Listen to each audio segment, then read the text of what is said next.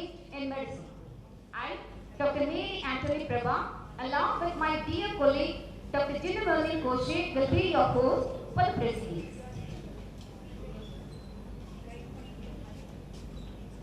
We are honored to have you all of you join us today as we embark on this incredible journey of knowledge, innovation and collaboration.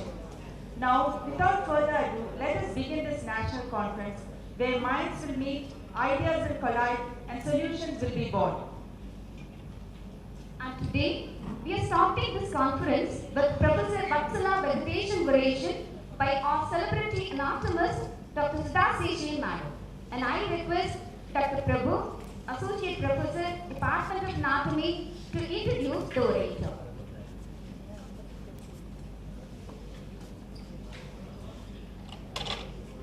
Good morning all. So in this, I feel happy with gratitude to recap the period of Professor Dr. Vatsala Venkateshan in this college.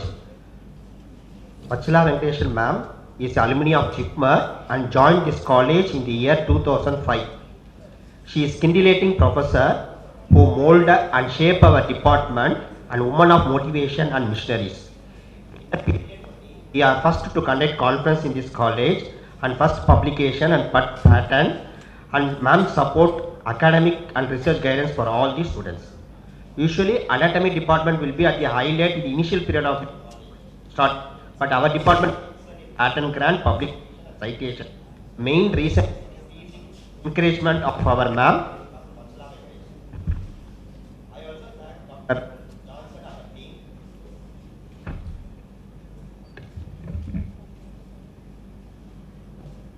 I also thank Dr. Johnson, our team, for initiating Professor Vatsala Venkateshan oration and invite Dr. Sudha Seshan ma'am. Dr. Sudha Seshan ma'am, the former Vice Chancellor of Dr. M.G.R. Medical University, Tamil Nadu, has been accomplished various roles as a medical doctor, anatomy teacher, an outstanding orator, a popular master of ceremonies, a classical writer, and ace administrator. Madam is a polymath of this country. Exposed to medical administration quite earlier in his career, Madam was also able to successfully scale his height with his relative case and grit. She has been rich administrative experience, having held various positions, including the Registrar of Dr. Medical University and Vice Principal and Director of Madras Medical College, and has been member of Premier Editorial Review Board for Grey Anatomy and continues to be the member of International Advisory Board for reviewing the publication. Her articles on anatomy and medical science have been appeared in the Science Encyclopedia of Tamil Nadu University. Dr. Sudha ma'am has been the first publishing and accompanying editor of the translated version of the Britannica Consensus Encyclopedia in Tamil. Ma'am is an outstanding academic record with teaching experience of more than 13 years. She has also been decorated with the Best Administrative Award by Medical University for her role as a teacher and administrator. Ma'am lead the team that embalmed late Chief Minister Jayalalitha body in 2020. And ma'am also be a master of ceremonies for many government events, including swearing of new function of new governments. It's a great pleasure having you with us today, ma'am. Now I humbly request Dr. Sudha Seshan ma'am to produce with the Professor Vatsala Venkateshan oration, the anatomy enchanting age.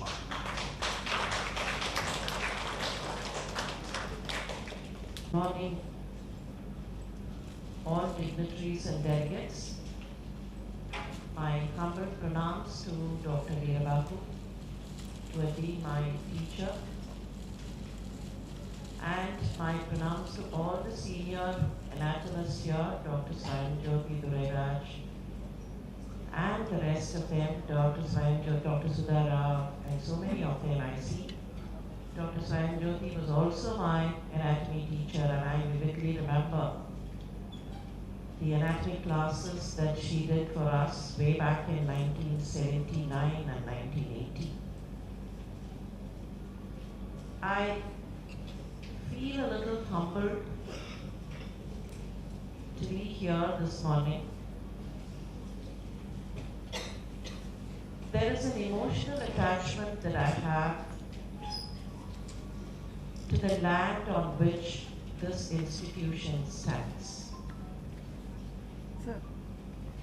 Kindly permit me to dwell a few seconds on that emotion. I belong to the town of Crumpet, and the land that we are now standing on and the premises opposite this area is the school in which I studied, the Government High School of Crumpet. So it's a kind of an emotional homecoming for me every time I come into this institution. And thank you very much, Dr. Johnson, for giving me this wonderful opportunity and experience. I also fondly think of Madam Vatsala. I've had several opportunities to interact with her and be with her in some committees. And it had always been a wonderful session to work with her wider vision and experience. That gives me an honor and privilege to be delivering the Professor Vatsala Venkatesan oration this morning at the Sri Balaji Medical College in the 44th National Conference of the Association of Anatomists-Tamilnadu. The topic for this discussion or oration says, anatomy is an enchanting enigma.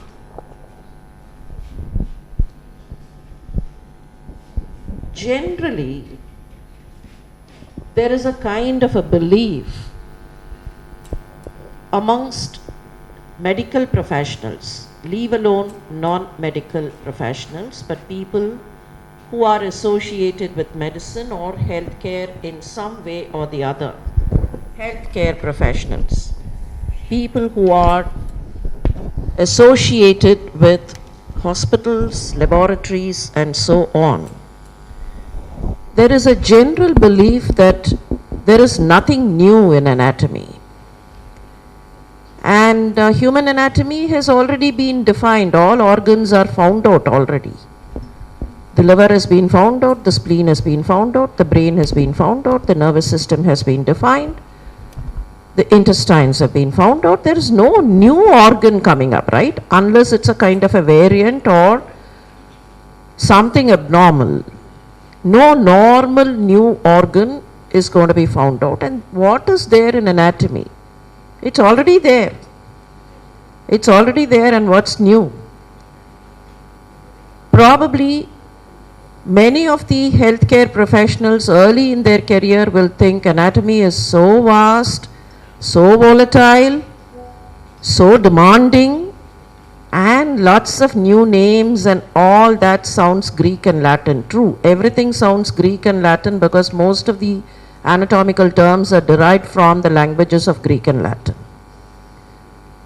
There was a time when Latin was a prerequisite for joining medicine. So there's nothing new in anatomy. What is there? And some of my anatomy colleagues would remember there had always been a kind of a contemptuous look at the anatomy department to say, oh God, it's a dead department because we deal with cadavers and dead tissue. Yes, Dr. Sudhara is nodding so vigorously. I know we all have met with that kind of a remark that the anatomy department is a dead department. I just want to moot on this question. Is anatomy old? Is anatomy old? The reason that many of us think anatomy is old is because everything has been found out. As I told you, nothing new, no new innovation, no new dimension. You know, suddenly things are not going to become big or what. And with that question in mind, let us try and find out if there had been some new discoveries in anatomy in the last 1 decade. I'm not going back in time. Of course, I'll touch a few things back in time, but then starting 2015 onwards, had there been newer discoveries in anatomy. If we are able to place our hands on such newer discoveries, we can rewrite that statement and say anatomy is ever growing, ever evolving. That says evolution, education and evidence based.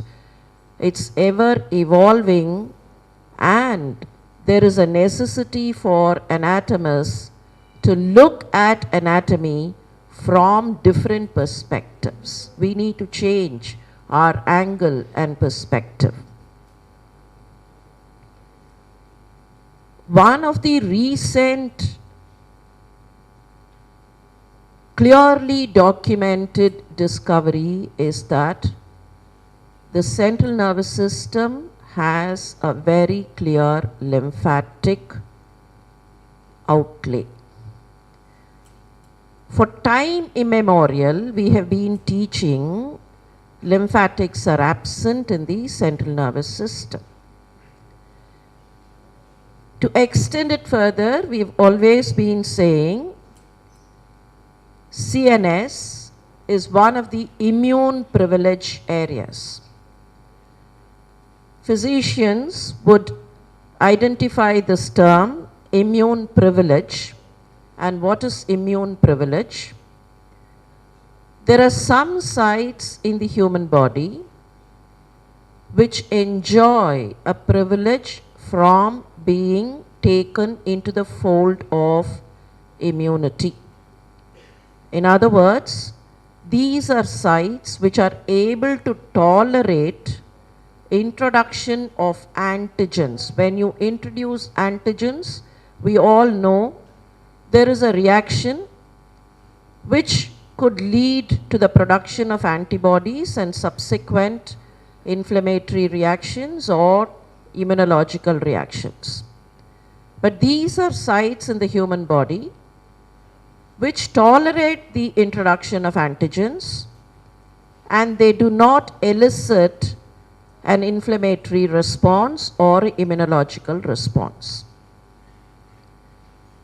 The usual list of these sites, which are all the sites which enjoy immune privilege, the usual list includes the central nervous system, the testicles, the placenta and the fetus, and the eye. Of course, CNS will include the eye, but then if you would want to be very definite about it, we say the eye, the brain, the testicles, the placenta, the fetus. And lots of logic is given to that. If the fetus will have an immune reaction, then the fetus could land up in miscarriage. If the brain and the eye are prone for an immune system or an immune reaction, there could be loss of several functions and tissue damage can ensue. So we always try and justify saying there is an immune privilege mechanism, and these parts of the human anatomy are protected by nature so that there will not be a damaging immune reaction or a damaging inflammatory reaction. So this had been for centuries the teaching, and brain had always been kept away from the lymphatics, or at least our study of lymphatics. And then as students we used to rejoice, at least brain does not have this, so we need not bother about lymphatics in the central nervous system. Added to that, there had also been another factor which was included. The blood-brain barrier separates the CNS from the systemic immune system, so immune cells do not travel to the brain. However, sometime in the 1950s, people were able to find immune cells in the CNS components. Immune cells were located there. How did these immune cells go? This was a question. Number two, some of these CNS related disorders do have an immune pathogenesis, immunological based pathogenesis. So there again was a question, if the brain is protected from the normal immune reaction and is immune privileged, how could there be a pathogenesis which leads to some kind of a neural disorder? Now these two questions remained unanswered, and anatomy comfortably continued to say CNS is devoid of a pure lymphatic system. Sometime in 1816, the man whom you see on the photograph, by name Paulo Mascagni, his writings were unearthed. I say 1816 because he died in 1815. But he had recorded something, and posthumously he was credited for the discovery of lymphatics in the central nervous system. He had said there are lymphatics closer to the dural venous sinuses, there are lymphatics traveling somewhere in the area of CNS. His records were there. During his lifetime, nobody bothered. They said no, he is wrong. But then posthumously, 1 year after his death, his writings were creating some kind of inquisitiveness and curiosity in the minds of other anatomists. Until 2015, nobody bothered. 2015, two teams started working, one in the United States and one in Finland. And they clearly pointed out, were able to document the presence of lymphatics, true lymphatics. I tend to call them the true lymphatics because there was something called a pseudo-lymphatic which was talked about in the CNS. The perivascular spaces were dubbed as pseudo-lymphatics of the central nervous system, and people kept on saying there is a pseudo-lymphatic system, so lymphatics is there, but that is pseudo. Now there is no pseudo, nothing. True lymphatic channels have been found in the meninges and the brain tissue, very clearly proven in the rodent tissue and also proven in the human tissue. And these lymphatics drain into the deep cervical lymph nodes. And these lymphatics have been shown to aid the entry. You remember there were immune cells found within the brain system. How did they go? It is through these lymphatics that the immune cells have gone into the CNS. Dural lymphatic vessels, they absorb CSF, you know what CSF is, and the ISF indicates interstitial fluid via the lymphatic system and transport them to the deep cervical lymph nodes. Now, if you notice, this is the area. This is by means of lymphangiovascular markers. There are markers to indicate lymphangio tissue. If lymphangio markers are found in immunochemistry closer to the dura mater, it is a proof for the presence of lymphatic vessels. This is not the only proof, but there had been several proofs, and it had been very clearly admitted by the International Anatomists group that there are lymphatics in the central nervous system. Now these are further pictures which have been taken by immunochemistry and others. The green line to indicate, generally we associate lymphatics with green, right? We tend to give it a green color. So to keep it in line, these groups which worked in US and Finland did radioassay studies and gave the green color to the lymphatic system that they were able to indicate and demonstrate. Lymphatics are found along the arteries. Now what happens? How does this lymphatic system work? How is the lymphatic system? present in the central nervous system. Lymphatics are found along the arteries, along the venous sinuses, and even along the cranial nerves. And as I mentioned earlier, these lymphatics within the central nervous system, they communicate with the lymphatics in the neck region across the base of skull through the various foramina that you have in the base of skull. And one thing that was proven by the imaging studies is that there are more lymphatics in the basal part and less lymphatics in the superior area. Like, if you take this as the superior area, there are less lymphatics here, and along the basal part there are more lymphatics. And these have been confirmed in the humans too by radio imaging studies. Endothelial markers have been noted.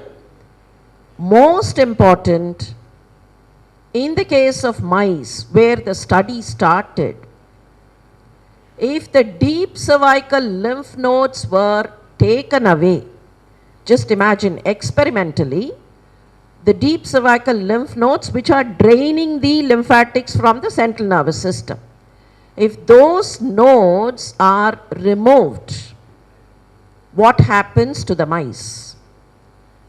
This was a very interesting study. The deep cervical lymph nodes were taken away in the mice. It was noticed the mice had cognitive disorder. The mice were not able to learn, spatial learning was affected. They were not able to orient to the spaces. And they were not able to retain memory. And there was cognitive decline.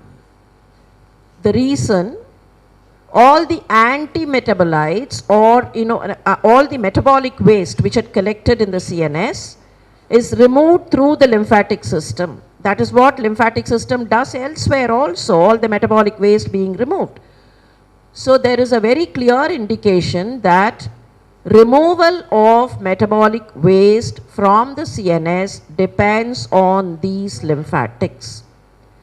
If only these lymphatics are affected, cognitive decline happens, and there is a natural thinking that these lymphatics may be playing a major role in diseases like Alzheimer's. Now, yet another discovery, which was also from 2015 onwards, though there were a few things here and there, like how Palo had stated in the 19th century, but people were shutting their eyes. This is something else that has come up in the recent times. Now, many of you may wonder that I've made a spelling error. When I say glymphatic system, people might have thought there is a typo. A G had gone in front of lymphatic and something wrong. No, this is not a typo, not a spelling error. There is something called a glymphatic system which has been established in 2019 very clearly, with work which had happened in the last 2 decades. Glia, you know glia, right? I don't have to tell you about glia. Glia plus lymphatic makes it glymphatic. These are perivascular channels, and the definition given to glymphatic system is it is a macroscopic waste clearance system in the central nervous area of human beings. Similar to what we were talking about, the earlier one, lymphatics, we were saying that there were some empty spaces in earlier times, earlier teaching. Senior anatomists would remember we always talk in terms of perivascular spaces around the CNS vessels.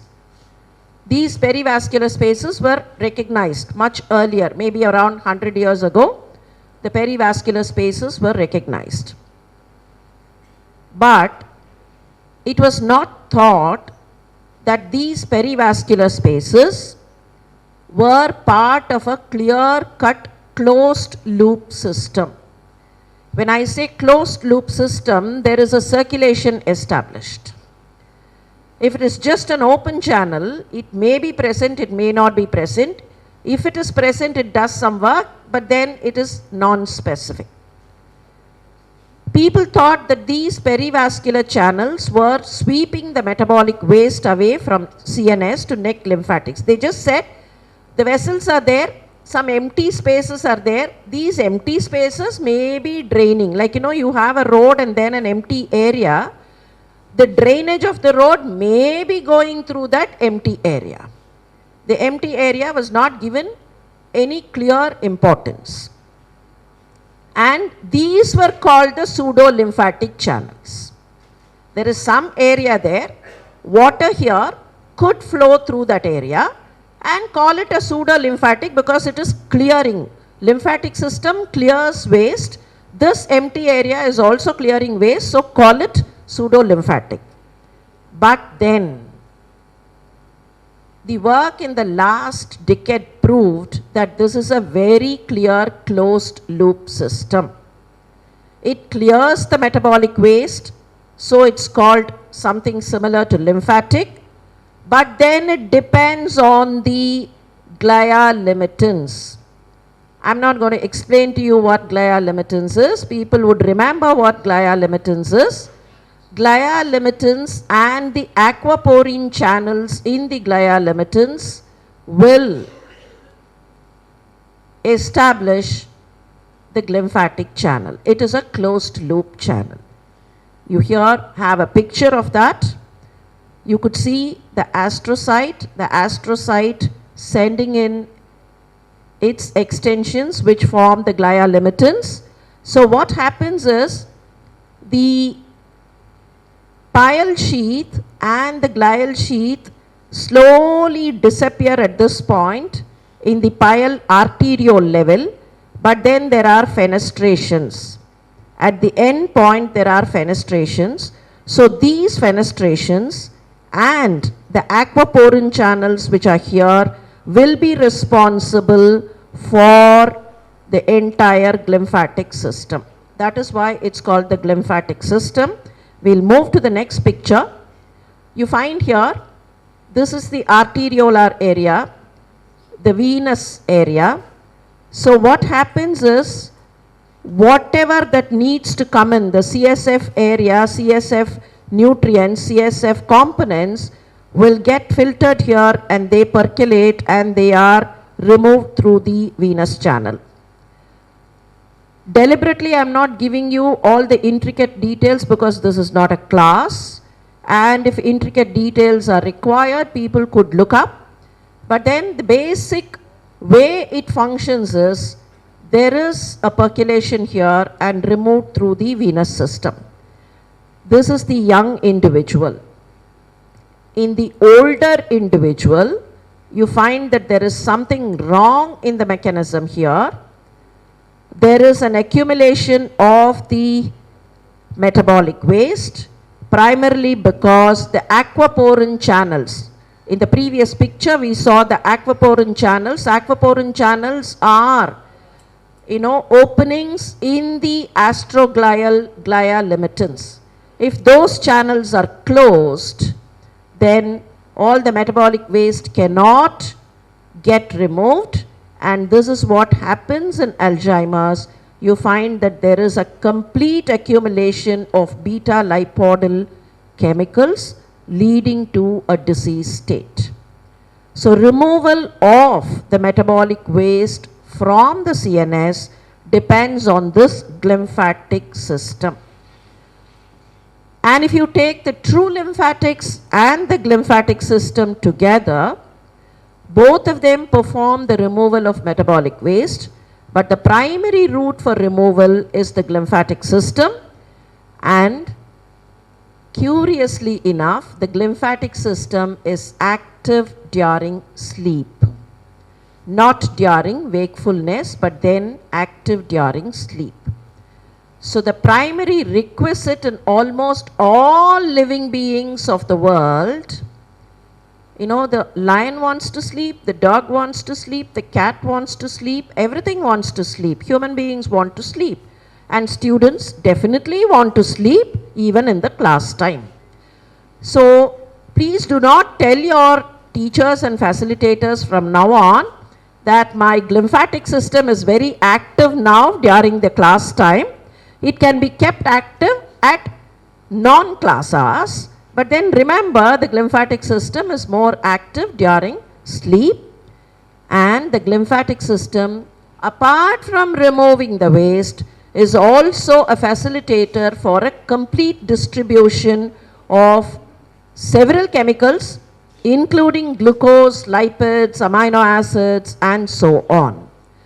So nutrients getting distributed to the CNS, waste getting removed from the CNS will depend on these two new areas which anatomists have been able to discover. One is the true lymphatic system in the CNS, the other one is the glymphatic system in the CNS. Glymphatic system cannot be called a pseudo-lymphatic system. It is a very clear glial component, so it's called only the glymphatic system. Now, my dear friends, the reason that I thought I'll share this information with you is that anatomy is not old. Anatomy is growing. New things are coming up. It is for us to open our eyes. There are newer discoveries. What can be discovered in anatomy? The brain is already there. The liver is already there. The pancreas is already there. But within the brain, there are so many things which we do not know. Within the liver, there are so many things which we do not know.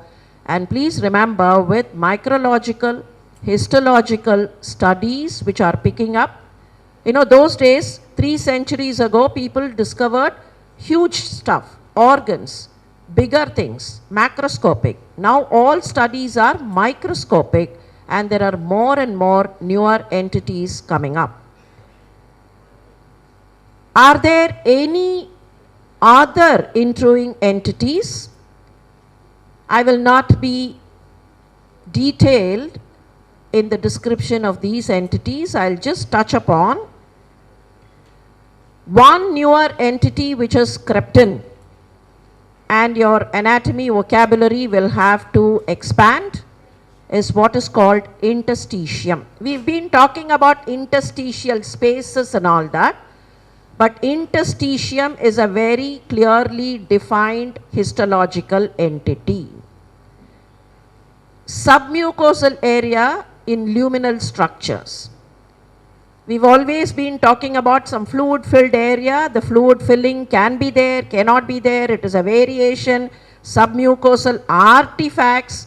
Histologists have been calling it artifacts, but now it is very clearly established submucosal zones have interstitium. This tissue is labeled interstitium, and this interstitium has an intermittent compression capacity.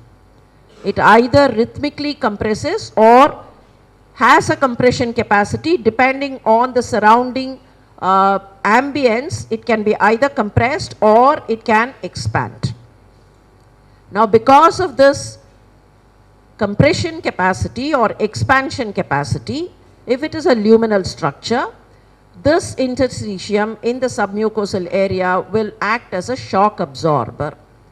Even if you take the gut system, which is luminal, in the submucosa of the gut system, there is a very clear interstitium through and through, which will act as a shock absorber if whatsoever passes through the lumen requires space. It will also help in the mechanical functions of the gut system, and the same interstitium will also be a conduit for immune cells and cancer metastatic cells. Which means our thinking of metastasis, our thinking of management, all these need to change. The presence of interstitium and studies on interstitium will have bearing on the way we have been understanding gastrointestinal disorders, including irritable bowel syndrome. Our management will change, and the way cancer metastasis has been thought of will be different, and which means every part of management will change if only more studies happen and the features of interstitium are defined. Interstitium has been defined. features are yet to be defined. However, it could happen before the next anatomy conference too. Newer thinking. Interstitium is a newer entity. Is there any newer thinking? Yes. What had been the teaching about mesentery? Mesentery in the adults is fragmented. Embryologically, there was a double layered structure which is holding the organs, and then as the embryo differentiates further and further and develops further and further, some parts of the mesentery, gets absorbed or gets fixed to the posterior wall, and you talk about so many other things in embryology. The ascending colon and the descending colon have been very clearly defined to be devoid of a mesentery, and they've become retroperitoneal because of that. Now studies prove otherwise. There was one person way back in the 15th century whose pictures indicate a continuous mesentery. That's Leonardo da Vinci, and his pictures sometime dated to 1452 show a kind of a continuous mesentery even in the adult. And then we said Da Vinci did not properly observe. He probably, in his creative idea of being an artist, gave a portrayal of a mesentery which is continuous. There was someone called Karl Told. There had been several contributions by this Austrian anatomist. He had talked about the embryologic dissection planes, and even today you talk about the white line of Told. Surgeons will know that is the cleavage plane. You get in to separate the ascending colon and the descending colon, and that's a cleavage plane. That is where the fascia had got, the mesentery had got stuck. Told in one of his lectures said the mesentery is not fragmented, there is a continuous mesentery. Maybe it is not broad, but then it is thin, it is still there. Immediately after, in a lecture series at the Royal College of Surgeons at London, another anatomist and physician by name Treves countered whatever Told had expressed and said, no, the mesentery is fragmented. And that is what the surgeons had been teaching for time immemorial, that the mesentery is fragmented, and anatomists have been saying, a very popular question is, enumerate the retroperitoneal structures, all that. Now, imaging studies, histochemical studies, marker studies have indicated the mesentery is continuous even in the adults. Not necessarily the embryo, but even in the adults, the mesentery is continuous. Now, there will be a lot of rethinking once this gets established. There will be a lot of rethinking about the congenital abnormalities, surgical cleavage planes. Our surgery colleagues would now come up with newer techniques, newer surgical planes, and drug introduction mechanism. If there is an alive mesentery, a mesentery is vibrant and alive, that could be the plane through which drugs could be introduced, because you'll get a very clear plane there. So drug introduction mechanism would change. There'll be a lot of pharmaceutical changes because of this, and there'll be a rethinking of all the pathogenetic mechanisms and surgical and physical medical management techniques. Another area where anatomists will have to think new. Until now, in the dissection hall, all of us scream at the students saying, if you remove the fascia, especially the superficial and the deep fascia, you're not supposed to remove the deep fascia, but then superficial fascia you can clean up and then dispose it the right way for biomedical waste management.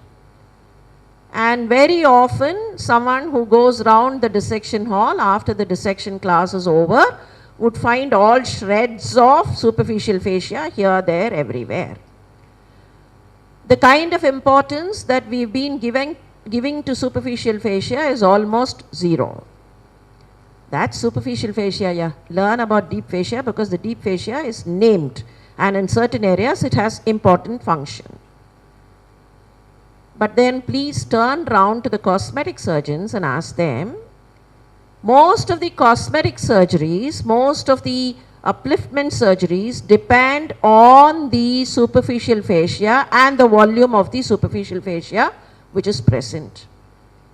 Which means anatomists will have to now rethink superficial fascia is not something that can be disposed away, that can be thrown out of the mind, but then you need to think of the volume of superficial fascia at different parts of the body, because depending on the presence of superficial fascia, if someone can go for a facial upliftment or a facial change can be decided.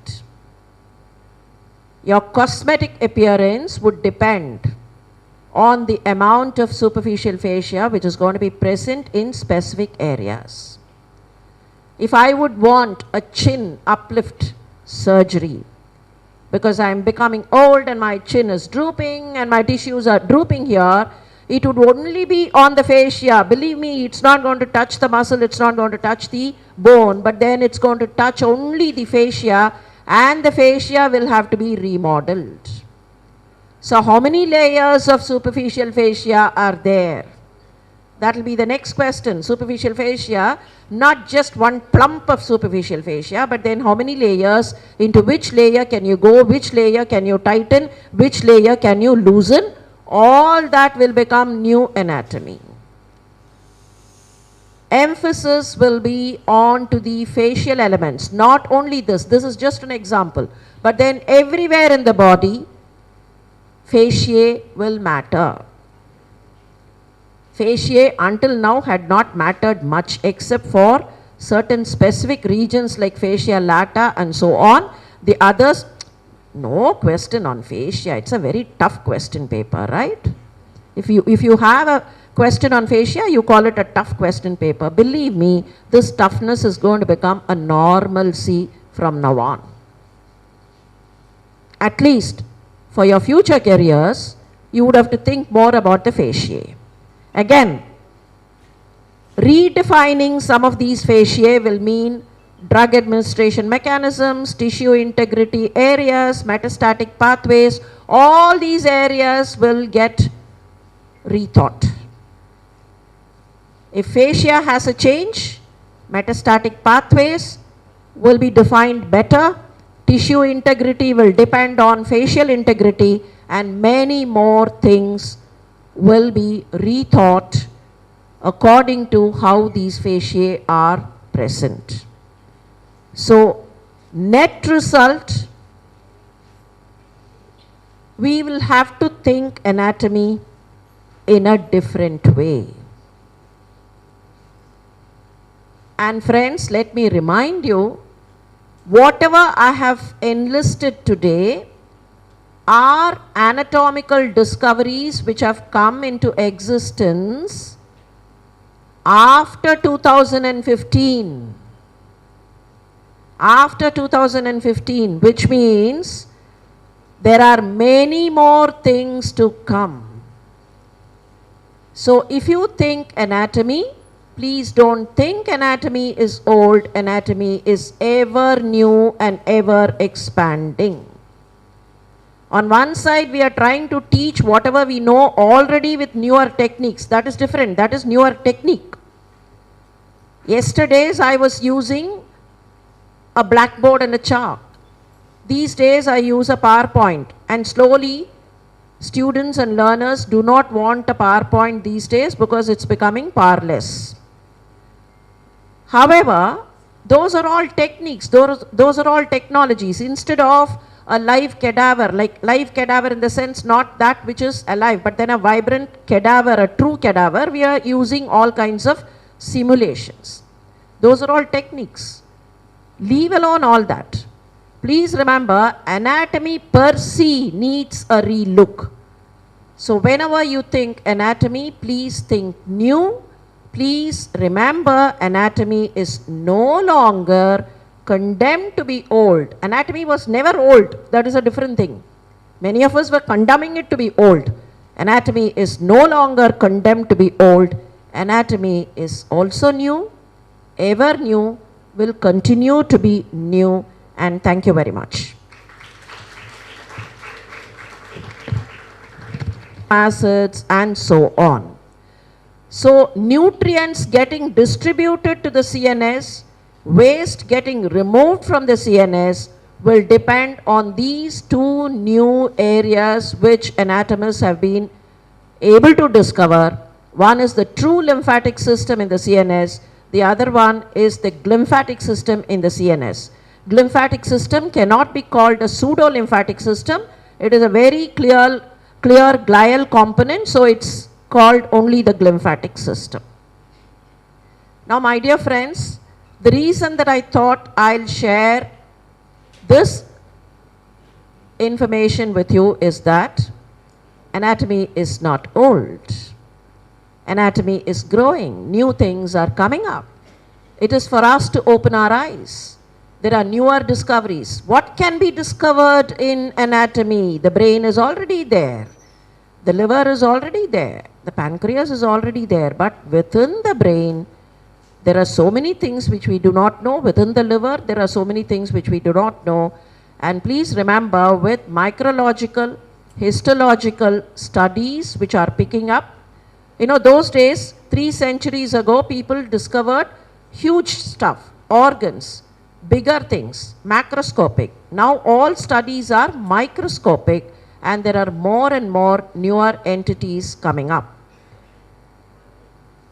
Are there any other intruding entities? I will not be detailed in the description of these entities. I'll just touch upon one newer entity which has crept in, and your anatomy vocabulary will have to expand, is what is called interstitium. We've been talking about interstitial spaces and all that, but interstitium is a very clearly defined histological entity.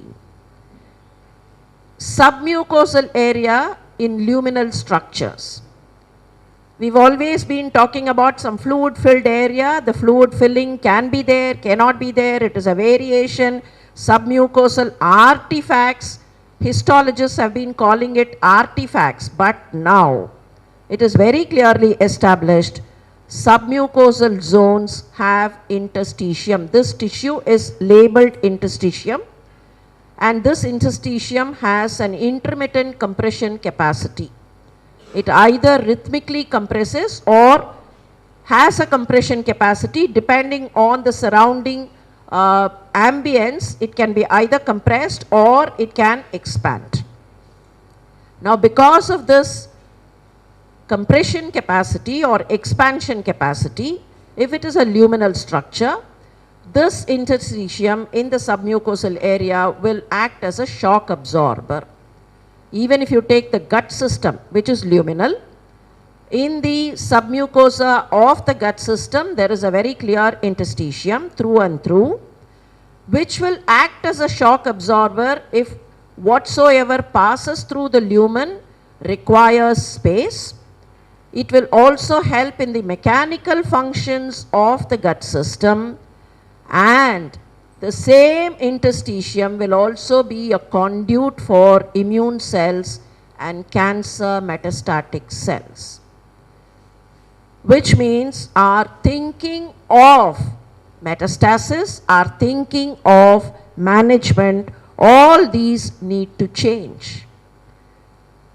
The presence of interstitium and studies on interstitium will have bearing on the way we have been understanding gastrointestinal disorders, including irritable bowel syndrome. Our management will change, and the way cancer metastasis has been thought of will be different, and which means every part of management will change if only more studies happen and the features of interstitium are defined. Interstitium has been defined, features are yet to be defined. However, it could happen before the next anatomy conference too.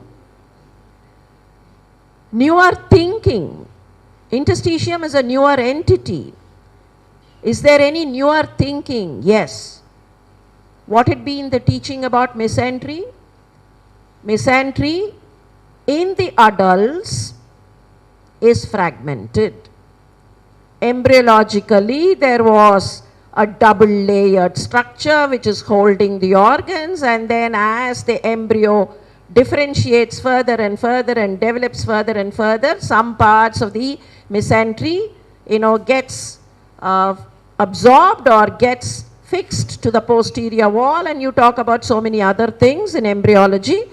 The ascending colon and the descending colon have been very clearly defined to be devoid of a mesentery, and they've become retroperitoneal because of that. Now studies prove otherwise.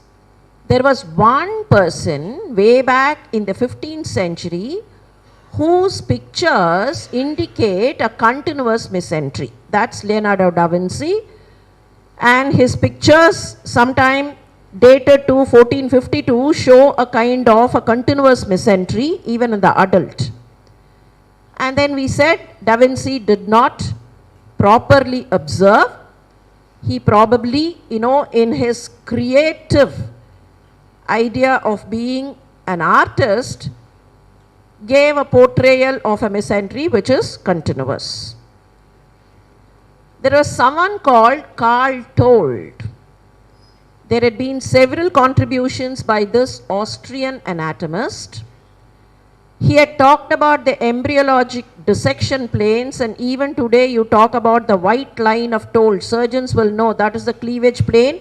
You get in to separate the ascending colon and the descending colon, and that's a cleavage plane. That is where the fascia had got, the mesentery had got stuck.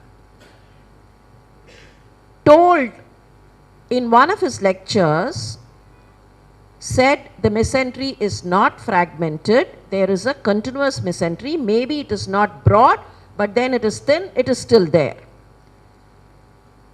Immediately after, in a lecture series at the Royal College of Surgeons at London, another anatomist and physician by name Treves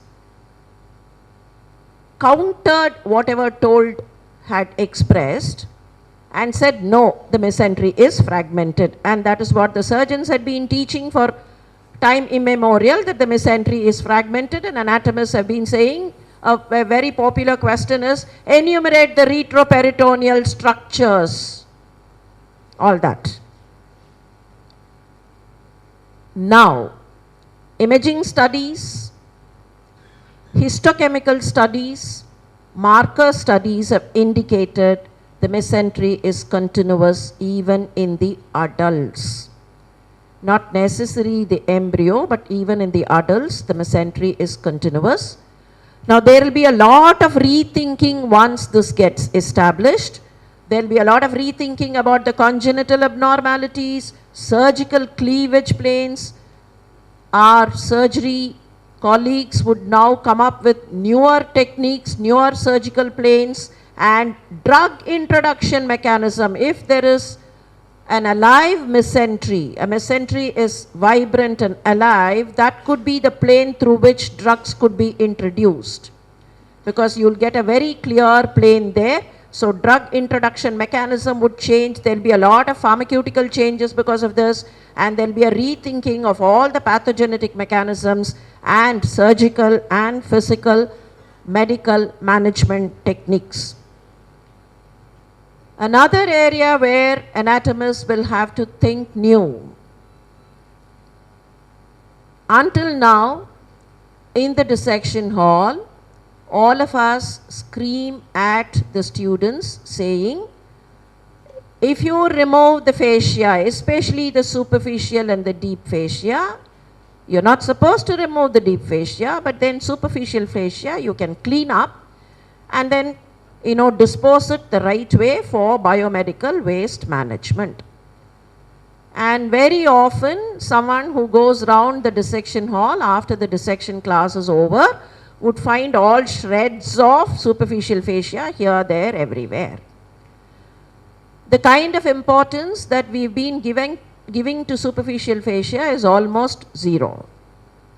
That's superficial fascia, yeah. Learn about deep fascia because the deep fascia is named, and in certain areas it has important function.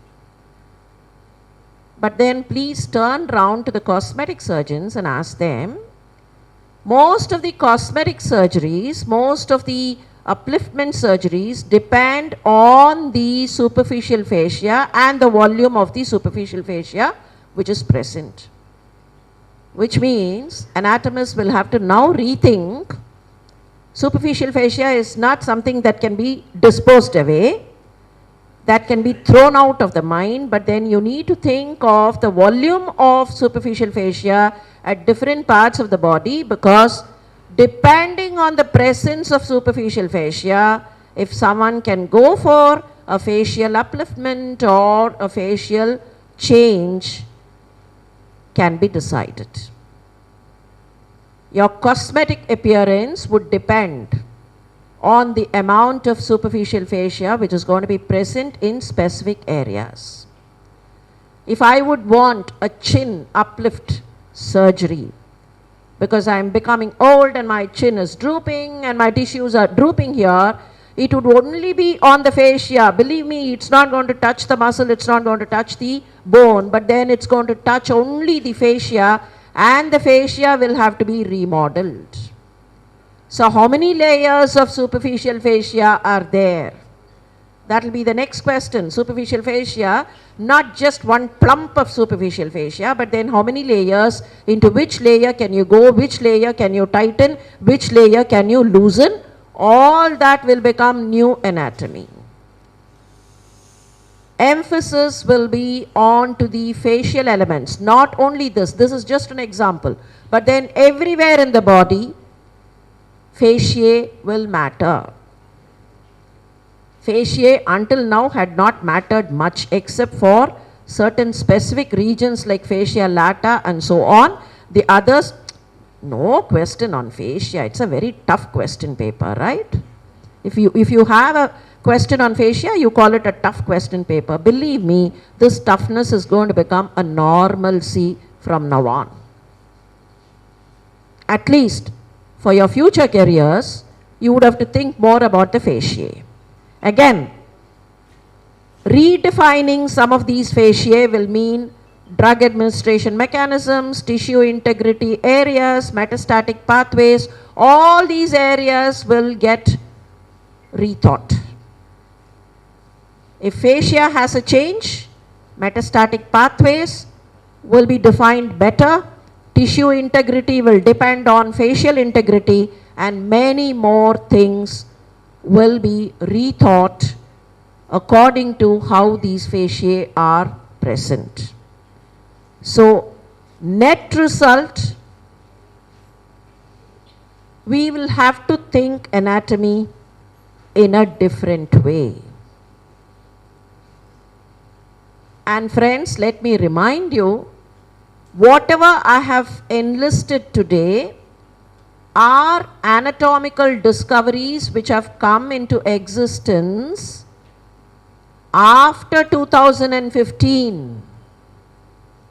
After 2015, which means there are many more things to come. So if you think anatomy, please don't think anatomy is old. Anatomy is ever new and ever expanding.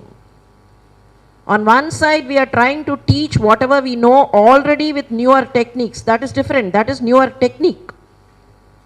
Yesterdays, I was using a blackboard and a chalk. These days, I use a PowerPoint. And slowly, students and learners do not want a PowerPoint these days because it's becoming powerless. However, those are all techniques, those are all technologies. Instead of a live cadaver, like live cadaver in the sense not that which is alive, but then a vibrant cadaver, a true cadaver, we are using all kinds of simulations. Those are all techniques. Leave alone all that. Please remember, anatomy per se needs a relook. So whenever you think anatomy, please think new. Please remember, anatomy is no longer condemned to be old. Anatomy was never old. That is a different thing. Many of us were condemning it to be old. Anatomy is no longer condemned to be old. Anatomy is also new, ever new, will continue to be new. And thank you very much.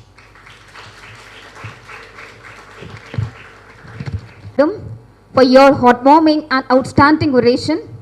Today we learned, though we evolved, there is always something new in anatomy to us to learn. Madam, please stay on the stage. Now I request our beloved Dr. Swayam Jyoti Madam to felicitate Dr. Sudha Seshen Madam.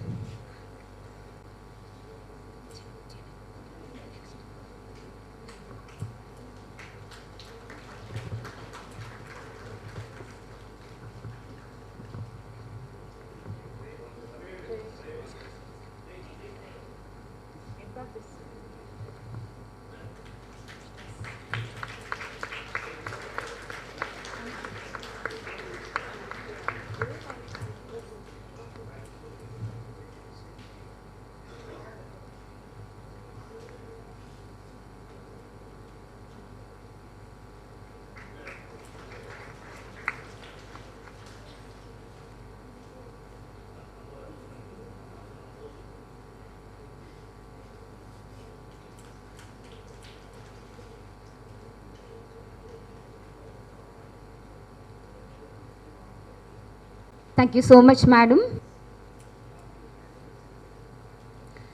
Dance is the hidden language of the soul. To begin with, let's welcome Ms. Harshita, our second year UG student, to perform the welcome dance.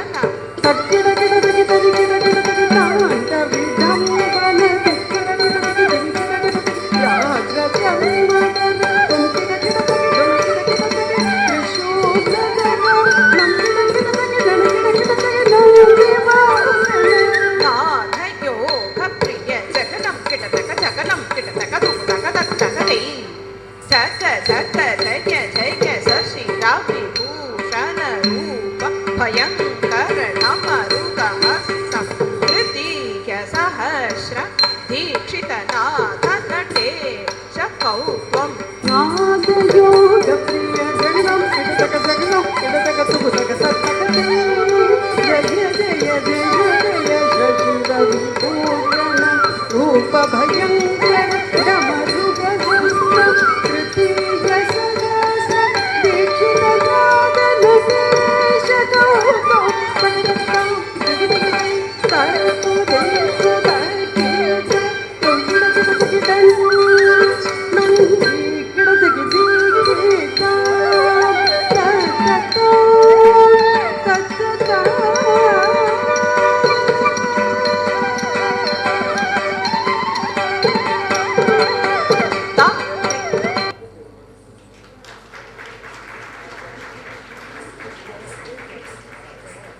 Harshita, dancing is like dreaming with her feet.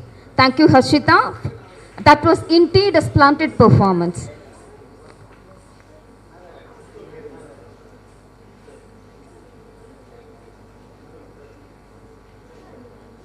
The light of lamp is a symbol of hope, peace, and prosperity.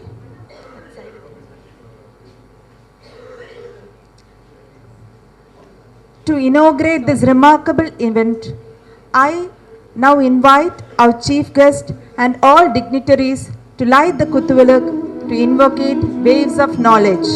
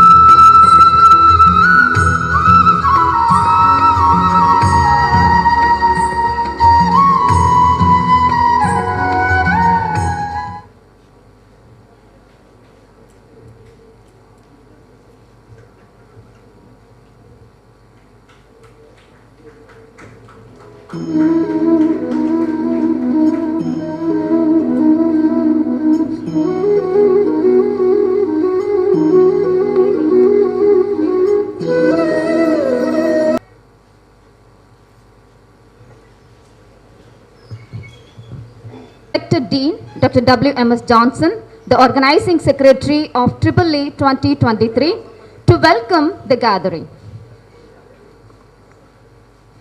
Check. Good morning, everyone.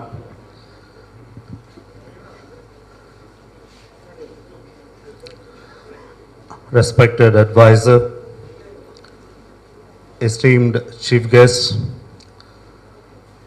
colleagues, friends, delegates, gives me great pleasure to be here this morning, as this is a moment of joy, as we have gathered here to share knowledge for furthering our medical profession.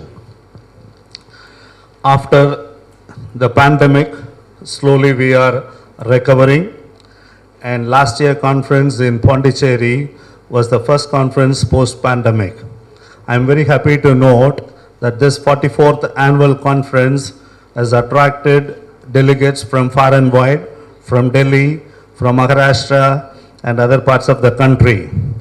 Last year only, the Association of Anatomists-Tamilnadu decided to go national, and this year we have been able to have delegates from all parts of the country. I deem it a great pleasure to invite the chief guest of the day, Professor Sarah, from All India Institute of Medical Science, Madurai. She heads the anatomy department there. Hearty welcome, Dr. Sarah.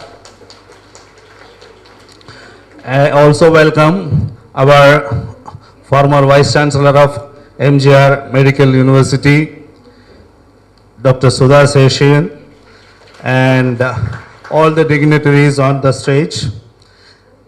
And anatomy is the cornerstone of any medical science. As we just listened to the oration of Professor Sudha Seshian, there are things to learn in anatomy. It's not a dead subject anymore. There was a time when some superstitious systems were believed to be the treatment, like letting out blood or inoculating malaria for the treatment of syphilis. All these things you cannot do today because we are living in the era of evidence-based medicine. That is why we have coined the theme in such a way that we don't forget the anatomy we have learned, and we are open to learn new things. And I, at this juncture, remember with gratitude all the senior anatomists who have guided us, right from Professor Cooper to the next generation of teachers, Professor Krishnamurthy, who is no more with us, Professor Ramasamy, who I very much wanted him to be here on stage, but then he expressed his inability because he is 100 now. And I welcome all the senior anatomists from Tamil Nadu and Pondicherry. I welcome each one of the delegates who have come here I hope the next 2 days will be a moment of joy, an academic feast, and if there are any shortcomings, please bear with us. And I once again welcome all of you for this 44th National Conference. Thank you.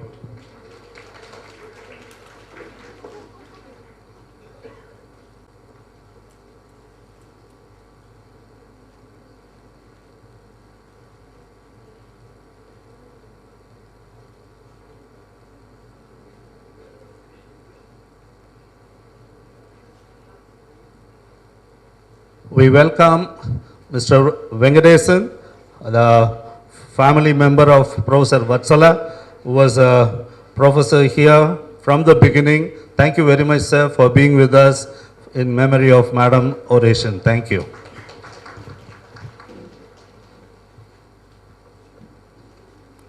Thank you, sir. It will be my pleasure to invite the President of the Association of Anatomists-Tamilnadu, Dr. Vijisha Falgunan, Professor and HOD of Anatomy, Sri Lakshmi Narayana Institute of Medical Sciences, Puducherry, to deliver the presidential address. Thank you. Respected Medical Director, Sri Balaji Medical College and Hospital, Chennai, Dr. R. Gunashekaran sir. Respected Advisor, Dr. R. Veerabahu sir. Respected former Vice Chancellor, MGR Medical University, Dr. Sudha Sheshayan ma'am. Respected Dean and Organizing Secretary of the 44th National Conference of Association of Anatomists-Tamilnadu, Dr. W.M.S. Johnson sir. The chief guest of today, my beloved friend, Dr. Sara R., who is the additional professor and head of anatomy, AIIMS Madurai. Respected General Secretary of the Association of Anatomists-Tamilnadu, Dr. S. Sendil Kumar sir. Respected office bearers of the Association of Anatomists-Tamilnadu, the organizing committee of the conference, guest speakers and dear delegates of the conference, a very warm good morning to all of you. I feel privileged and honored to be here as the president of our August Association of Anatomists-Tamilnadu on the inaugural function of the 44th National Conference of Anatomy at Sri Balaji Medical College and Hospital, Chennai. As a president, I would like to brief the history of our association, especially for the younger anatomists who have joined us very recently. The Association of Anatomists-Tamilnadu was the brainchild of Dr. T. Jayavelu, who started it 46 years ago at Stanley Medical College on 14th August 1976 with the objective of encouraging junior anatomists to involve in research activities and to participate in national and international conferences. The first annual conference of the association was conducted in Madras Medical College on October 22, 1977. The association was initially a constituent unit of Anatomical Society of India, but broke away as an independent body in 1978 with a conference held in its new avatar on August 12, 1978 at Christian Medical College, Vellore. The association was registered under the Tamil Nadu Registration Act 1975 on 6th May 1983 by Dr. R. Muthusamy sir under the valuable guidance of late Dr. A. Krishnamurthy sir, who was a founder member and who ensured that every conference of the association thereafter was conducted efficiently and guided all the general secretaries and presidents of the association for the smooth functioning of the association. All those who have been associated with Dr. A. Krishnamurthy sir will vouch for the fact that his role in maintaining the high standards of research papers presented in our conferences and the journal published by the association are unparalleled. It is the holistic efforts of all the senior anatomists and enthusiasm of the younger members of anatomists making it possible to carry it forward. I am happy to note that a series of academic and other extracurricular activities have been planned this year for all the enthusiastic participants of today. At the outset, I would like to congratulate the dynamic organizing secretary, Dr. W.M.S. Johnson sir, and head of the Department of Anatomy, Dr. G. Durga Devi, and would like to wish them and the rest of their team a resounding success in conducting this conference. I am happy to note the presence of anatomists in great numbers at this conference, as we have an obligation to society by making special efforts to contribute to scientific presentations and discussions. I sincerely hope that all of us gathered here take a proactive stand in supporting the Association of Tamilnadu in all its activities and also promote anatomy in a bigger way, whether to the undergraduates, the doctors of tomorrow, the postgraduates, the teachers of tomorrow, or the faculty, the proficient experts of today. I would like to profusely thank the management and administrators of Sri Balaji Medical College and Hospital for hosting the 44th Annual Conference of Association of Tamil Nadu. Here's wishing the conference a grand success and all of you an advanced World Anatomy Day. Thank you. Arrangement. Now it's time to invite the General Secretary, Association of Anatomists-Tamilnadu, Dr. S. Senthil Kumar, to present the annual report.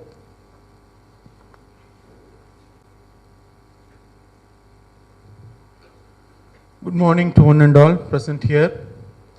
Respected President of our association, Dr. Vijisha, the chief guest of today's function, Dr. Sudha Seshayan, former Vice Chancellor, and Dr. Sara, respected Medical Director, Dr. Gunashekaran, respected Chief Advisor, Dr. Veerabahu, respected Dean, Organizing Secretary, Dr. WMS Johnson, the HOD of Anatomy, Dr. Durga, faculty members of Department of Anatomy, Sri Balaji Medical College, respected dignitaries of the dais, stalwarts of anatomy, senior professors, fellow members, and my dear students. It's my privilege and duty to deliver the annual report of our association in the 44th annual conference, that is the National Conference of Association of Anatomists, Tamil Nadu, for the period of October 22 to October 23. The Association of Anatomists, Tamil Nadu is an academic body that accommodates the scientists and research scholars working in the field of anatomy and allied subjects for the advancement of anatomy.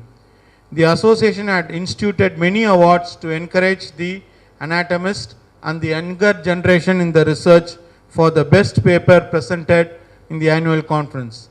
The association also encourages the younger generation by instituting other prizes like undergraduates, best undergraduate, in the topper in MBBS and the topper in postgraduate, and one young faculty for the best dissertation submitted.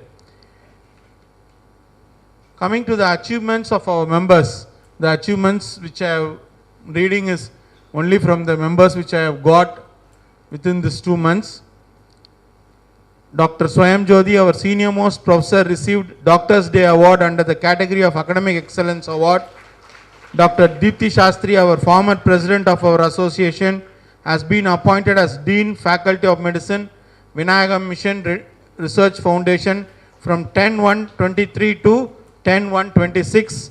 She has been external subject expert in Rajiv Gandhi University Health Science, Bangalore in PhD Registration Committee. She has been chairperson PhD Application Scrutiny Committee in Vinayagam Mission Research Foundation. She has been a chairperson Examination Grievance Committee in Vinayagam Mission Research Foundation. She has been moderator for the subject of anatomy, November-December 22 examinations in the Unit School of Health Sciences, University Technology at Mauritius. She has been a resource faculty for recording video lectures in anatomy DTH Swayam Prabha since 17/11/22. She has been an external expert in KUHS Tiruchur, Kerala for PhD protocol methodological presentation from 2019 and 2022. She has penned preface in textbook of neurophysiology by Mylin Bukhtar Astiva Publications, published in October 23, titled What to Have a Good Understanding of Nervous System, Correlate Neuroanatomy with Neurophysiology. She has been chairperson for many scientific deliberations. She has produced one PhD in this year. She has been chief guest of the 128th Annual Day celebrations Sacred Heart Higher Secondary School, Yercaud. She has received the Certificate of Excellence in recognition of an outstanding contribution to the quality of National Journal of Clinical Anatomy for serving as a reviewer for the year 2022. Dr. Sundara Pandian, our Joint Secretary, Professor and Head Department of Anatomy, SRM Medical College, has received Quality Research Award for the year 2023 from Research India Foundation. Dr. S. Saravana Kumar, Associate Professor, Department of Anatomy, Meenakshi Medical College, Hospital and Research Institute, has published 5 papers in reputed index journals, and he has also attended training program conducted by Maher ISDE Academy. He has completed a course on ethics review of health research by ICMR. He has won the Best Paper Award in the International Conference EMOGI organized by Department of Anatomy, Chettinad Medical College. Dr. B. Sendil Kumar, our Joint Editor, Associate Professor from Vinayaka Mission. He has been awarded Feimer Fellowship with distinction. He has completed PG Diploma in Bioethics from PSG Institute of Medical Science, Coimbatore. He has been awarded Best Research Award for the year 2022 from Vinayaka Mission. He has the highest publication count award for the year 2022 from Vinayaka Mission, Salem. He has been deputed as NAC Criterion 3 Head. He has been deputed for institution level academic and administrating auditing. He won the Best Paper in National Conference Forensic Pondi 23 Puducherry. He has organized around 12 workshops, programs at national level. He is a resource person in 8 external programs and workshops. He has a total of 9 copyrights was registered under him. He has 1 patent and has published in Indian Patent Office, a total of 8 publications in indexed journals. He has received seed money research grant from Vinayaka Research Foundation.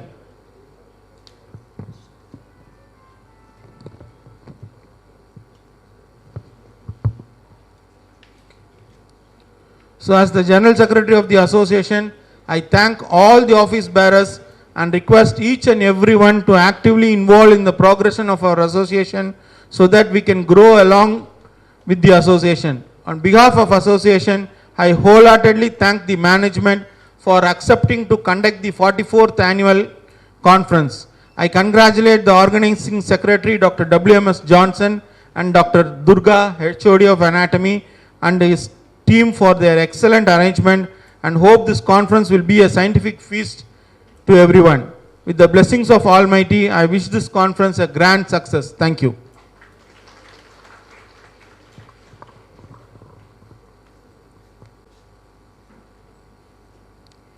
Thank you, sir. I would like to invite our Medical Director, Dr. Gunasekaran sir, to share a few words with us.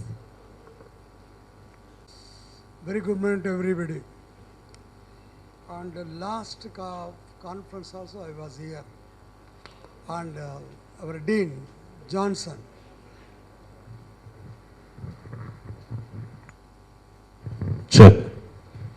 our Dean Dr. Johnson, with the difficulty of having the administration in the middle of this, is able to organize such a beautiful conference. It's all because of the backing support from the Department of Anatomy, especially the HOD Anatomy and Archana. They play a major role in organizing, giving some sort of rest for the Dean to execute the work of the Dean. And as far myself is concerned, I am very much interested in anatomy because alphabetical starts with A and our medical career also starts with A. And this I have been motivated and tuned by my legend teacher, M.M. Cooper.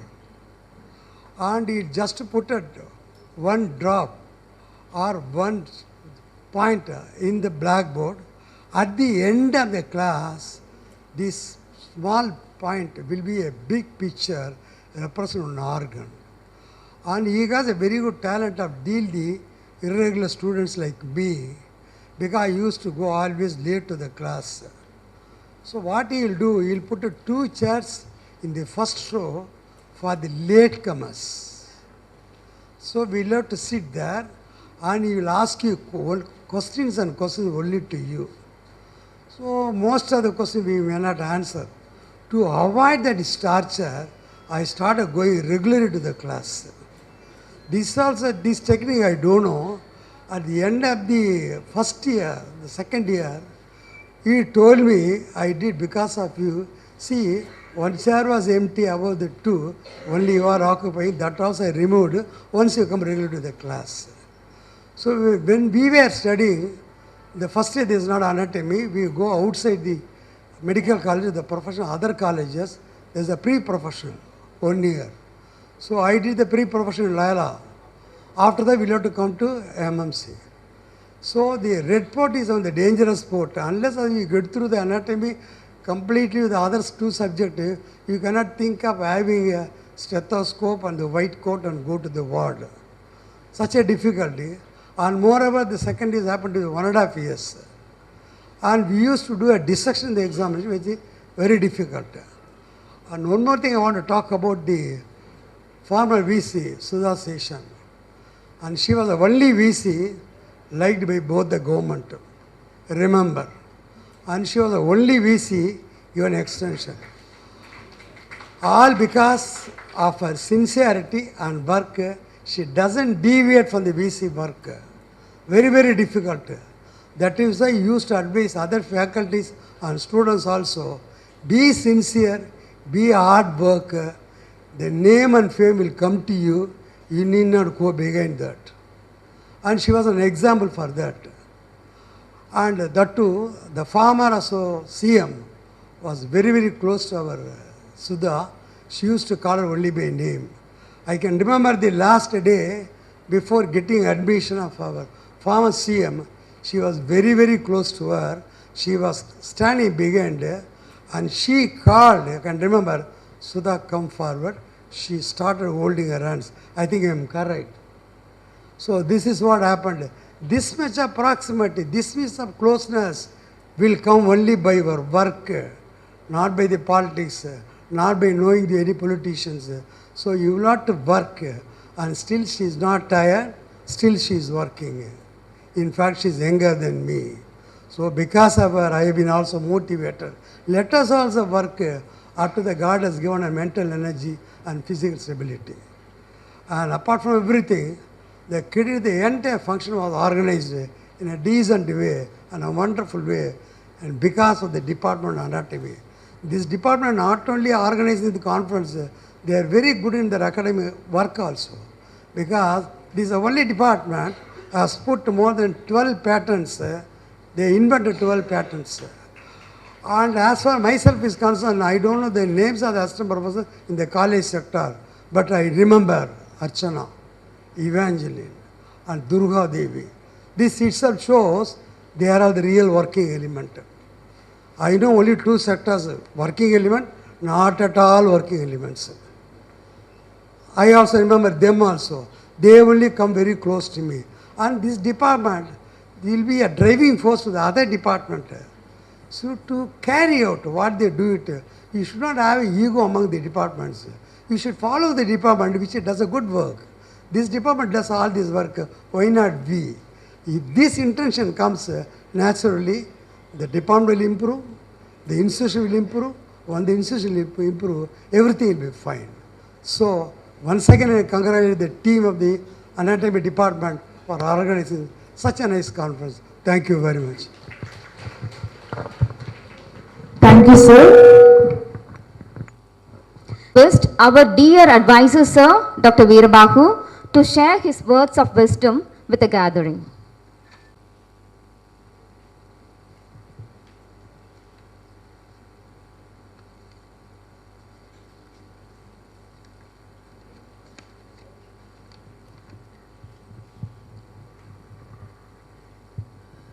Respected Dean, Professor Johnson, Medical Director, Professor Kunasekaran,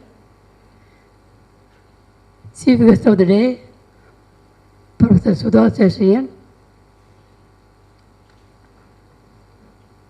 and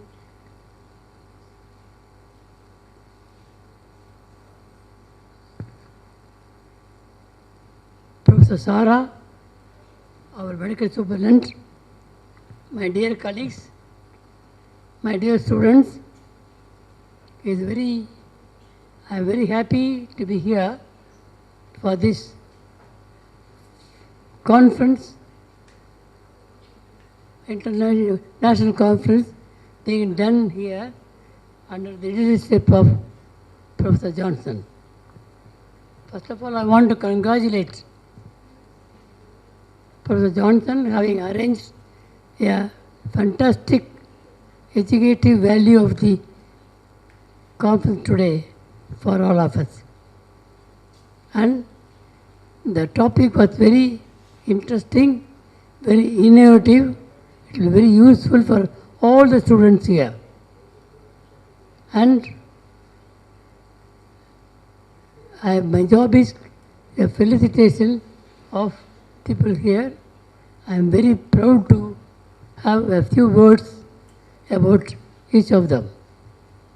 First of all, I want to facilitate the students because you have the opportunity of listening the basics of anatomy by the top people, and to create interest in the anatomy and the importance of the subject probably you will understand. My colleagues are here to share the experience of the subject and also to have a new knowledge about it. And regarding Professor Sudha, very great personality, and I am very proud to tell a few words about her. I know her for a long time, but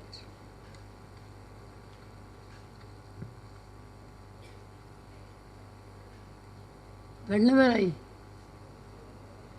it is our pride and pleasure to welcome Professor Sudha here for this conference. And Dr. Sudha is well known as a great teacher, as a great administrator, an honest lady of integrity, sincerity, and committed to any job. Two things I want to emphasize about her. Probably you may not know, you may know that she had done a yeoman service of creating as a curator of the museum in the department of, in the building of anatomy at Madras Medical College, and it's going to be by generation they will appreciate the history of anatomy in this city, for which I personally very proud of her and congratulate her. And probably you may not know, she played a very active role in the international conference conducted by Government of India. She was doing a lot of work behind the curtain in the G20 conference at New Delhi. And the way in which she gave an oration, I am sure so many people, students will take interest and take the anatomy as a specialty and do a lot of things. And she has given understand and given new ideas about anatomy for us. And Professor Sara, she is a professor of anatomy of All India Medical Institute at Madurai, and she has come all the way to give her experience on this topic. And regarding Johnson, I want to personally congratulate him, having arranged the conference in a fantastic way. And I am very personally, I want to thank my colleague, Professor Gunasekharan, because nowadays he rarely appears in the platform. in the conferences, and probably in the first or second time I am seeing him here to talk about his experience in the conference. And I am very happy to be here to listen to the great experience of all people. Thank you very much.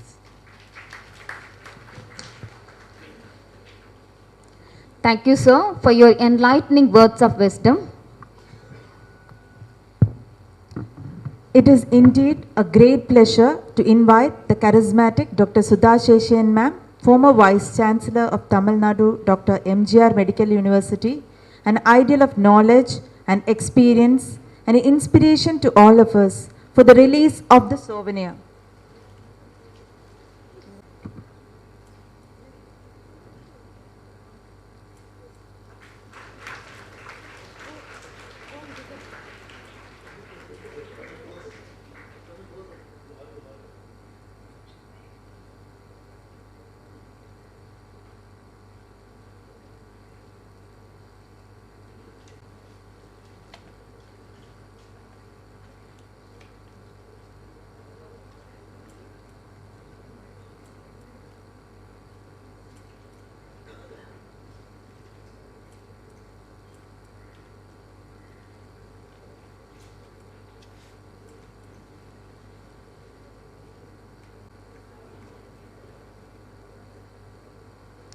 Thank you, ma'am, for gracing us with your presence. We are privileged to have such distinguished personalities among us who have significantly contributed to their respective fields. Our chief guest. Our chief guest, Dr. Sarah, is a visionary in her field, renowned for her groundbreaking research and profound insights. Here, I would like to invite Dr. Rahi, Associate Professor, Department of Anatomy, to introduce the chief guest. It is an honor and privilege to welcome an young and energetic chief guest, Dr. Sarah. Madam did her undergraduation in Tanjavur Medical College and her post-graduation in anatomy in JIPMER, Pondicherry. Madam is presently the additional professor and HOD, Department of Anatomy at the prestigious All India Institute of Medical Sciences, Madurai. On behalf of the Department of Anatomy and Association of Anatomists-Tamilnadu, I would like to invite Dr. Sarah Madam to deliver the chief guest's address.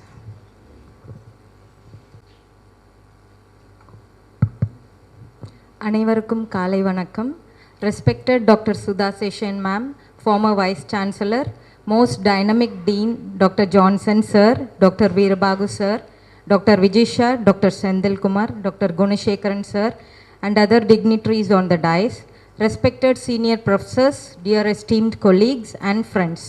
It's both an honor and a privilege to be the part of this National Anatomy Conference 2023, hosted by the Department of Anatomy at Sri Balaji Medical College and Hospital.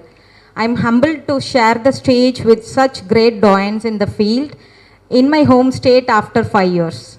The conference theme, Evolution, Education and Evidence-Based Anatomy in Medicine, strikes a chord with the essence of what we, as anatomists and medical professionals, strive for every day.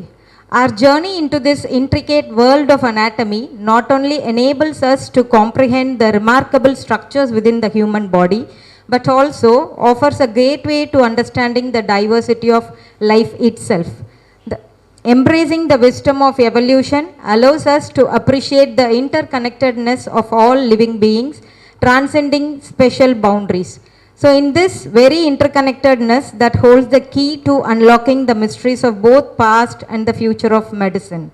As the previous excellent oration by Dr. Sudha Seshan Madam, who is a celebrity in this field and an inspiration for all anatomists, stated, the evolution of the structures, like 200 years back, it was about glymphatic, the first information. So in 2015, again it is being done. So anatomy is not a dead subject anymore. So I would quote a Tamil Tirukural for this saying, Edirada Kakum Arivinar Killai Adira Varuvador Noi. வரப்போவதை முன்பே அறிந்து காத்து கொள்வதில் அறிவுடையர்க்கு அவர் நடுங்கும்படியாக வரக்கூடிய துன்பம் ஒன்றுமில்லை. It means if you are aware of what is going to be, it's like more preventive. So the knowledge that is shared today in the special oration, the lymphatic system and other topics, will serve as a piece of knowledge for us to serve in this purpose of medical field. In our pursuit to excellence, it's imperative that we continually address the pressing issues in anatomy education. The knowledge and skills we impart to the next generation of medical professionals are the foundation upon which quality healthcare is built. Thus, forums like this conference provide a vital platform for sharing insights and finding innovative solutions to enhance anatomy education. Moreover, the concept of evidence-based medicine is a paramount in today's healthcare landscape.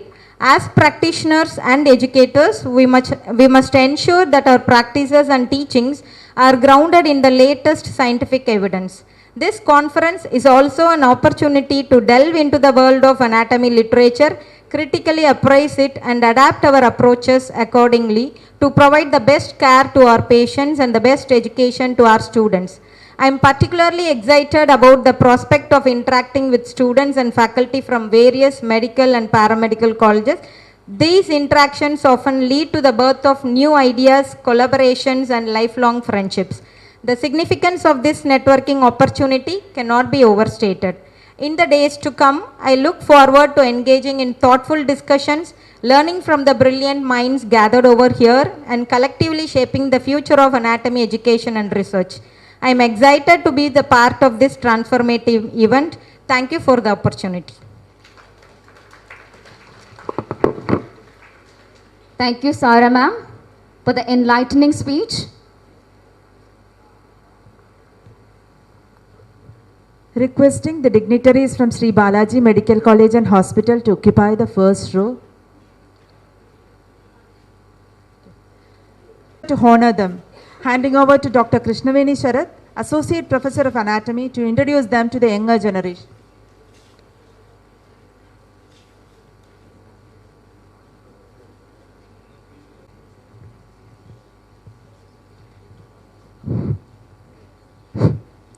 Gurur Brahma, Gurur Vishnu, Gurur Devo Maheshwara, Guru Sakshat Parabrahma, Tasmai Shri Guruve Namaha.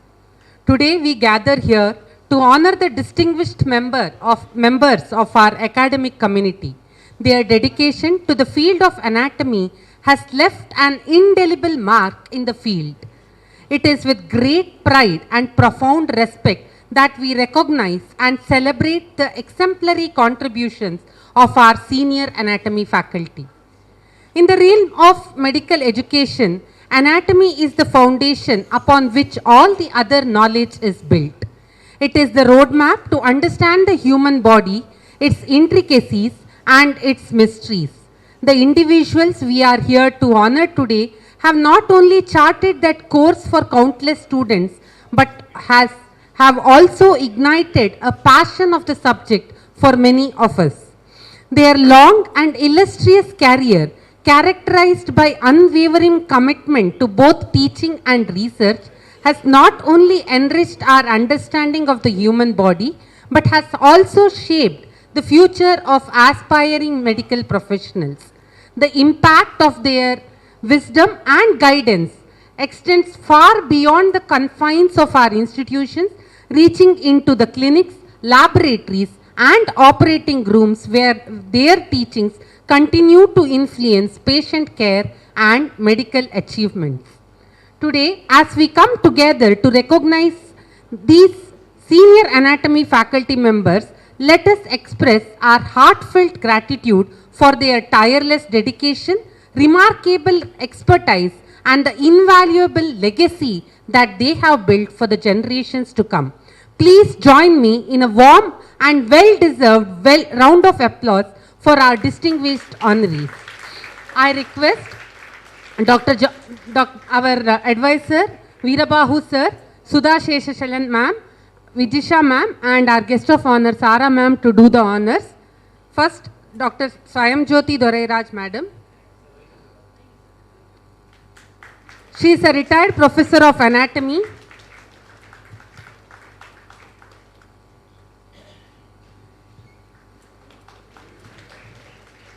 She completed her MBBS in 1970, MD Anatomy in 1980, and PhD Anatomy in the year 2000. Madam has a teaching experience of 45 years for undergraduates and 33 years for postgraduates. She has about 68 publications in various journals. The awards received by her are innumerous. I am just going to mention a few. Dr. M. Cooper Memorial Award for Best Paper presented by Faculty of Association for the Anatomist in the year 2004, 2006, 2008, 2010, 2011, 2012 and 2013. State Award to the Meritorious Teachers by Government of Andhra Pradesh in the year 2008. Received Dr. P.K. Keshavan Rolling Shield for Tamil work in medicine by IMA at Salem on 11th December for having written a book on embryology and contributed 36 chapters for Tamil Encyclopedia in 2011. She received the Founder Fellowship of ASI at the National Anatomic Society Conference in Chandigarh 2013, the Fellowship at the International Conference at IMCA at Vainadu, and also has received Dr. APJ Abdul Kalam Award for lifetime contribution in scientific excellence by Marina Labs Research and Development. It's an honor, it's a privilege to honor you, madam. Thank you so much. Request Dr. Melanie Rajendran to please come on the dais.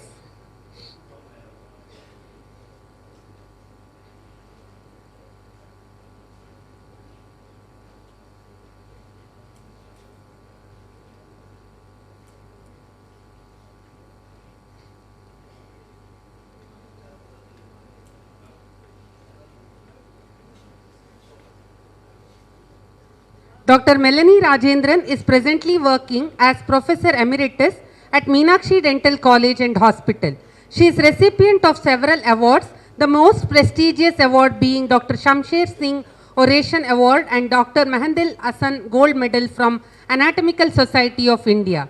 She has received three awards from Indian Association of Biomedical Scientists and 24 awards from the Association of Anatomists-Tamilnadu. She has published 2 books and 77 scientific papers in national and international journals.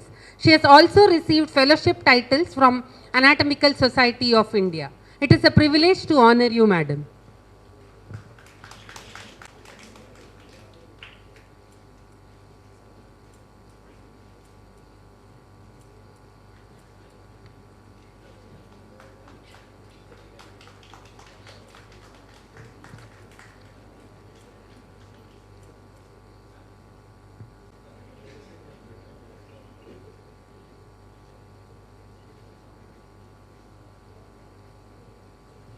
May I now request Professor Dr. Sudha Rao, madam, to please come to the dais.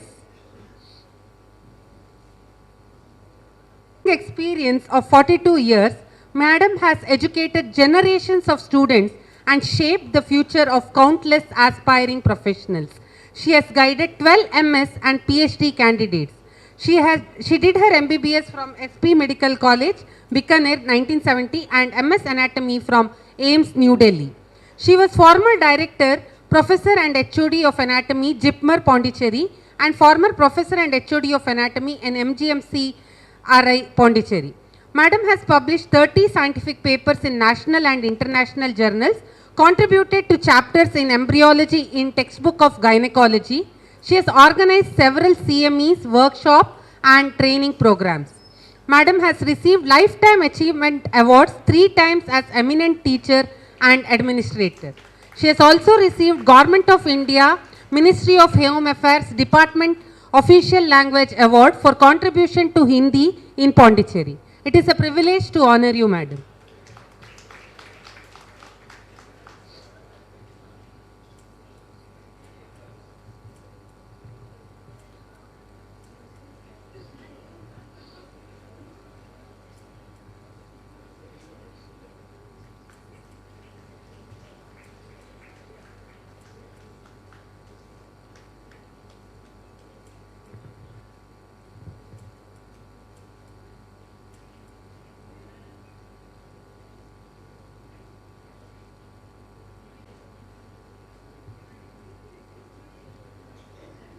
May I now request Professor Dr. J.P. Gunasekaran sir to please come to the dais.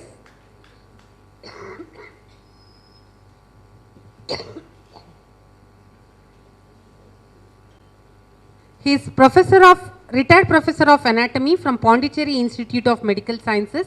Sir did his MSc Human Anatomy from prestigious Christian Medical College, Vellore, and PhD in 1985 from Jipmer, Pondicherry, Madras University.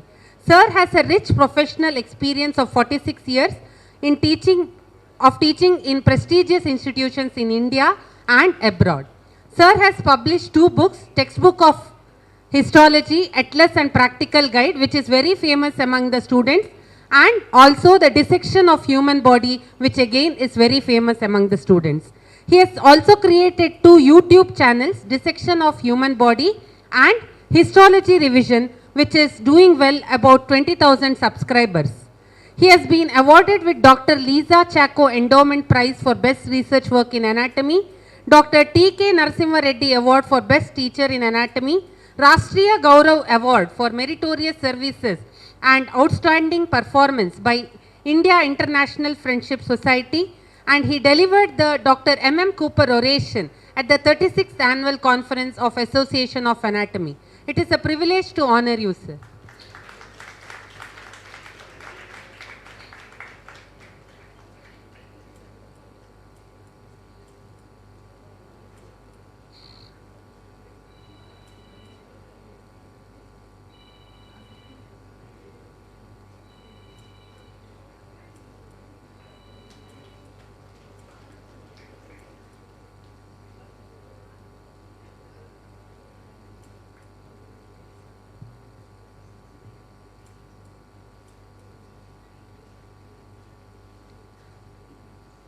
May I now request Professor Dr. Tenmoli, MS, Professor of Anatomy, to please come to the dais.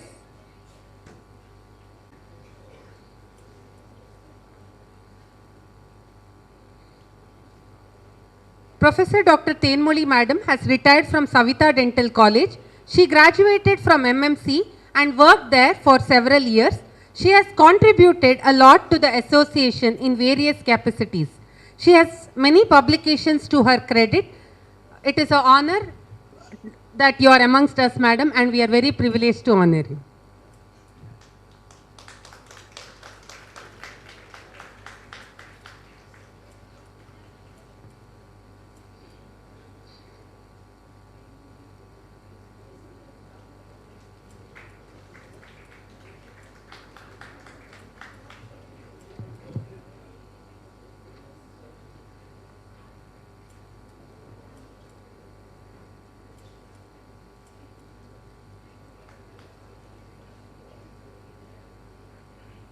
Thank you, Sudha ma'am. Thank you, Veerabahu sir. Thank you, Sarah ma'am. And thank you, Vijisha ma'am. Thank you, Johnson sir. Now it's time for appreciating the awardees of the last year's conference.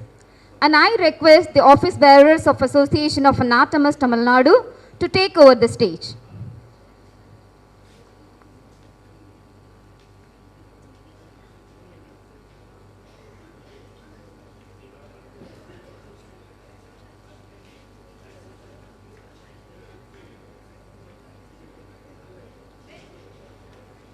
President Dr. Vijisha Madam, General Secretary Dr. Sendil Kumar, and the Treasurer Dr. Prakash to occupy the dais.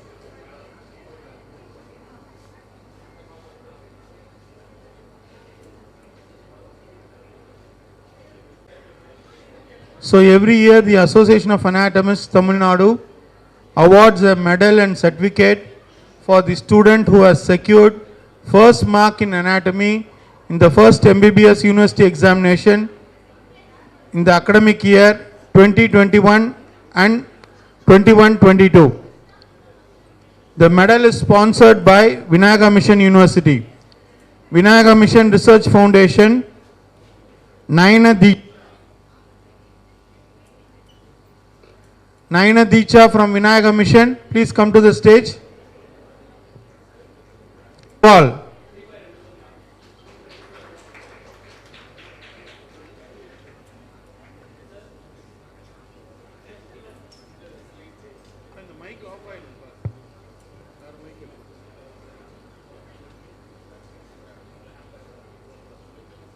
Next from Sri Ramchandra,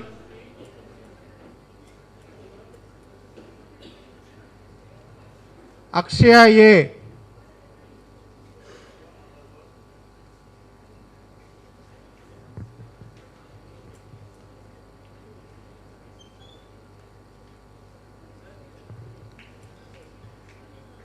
Twenty 21-22 K. Sudarshini.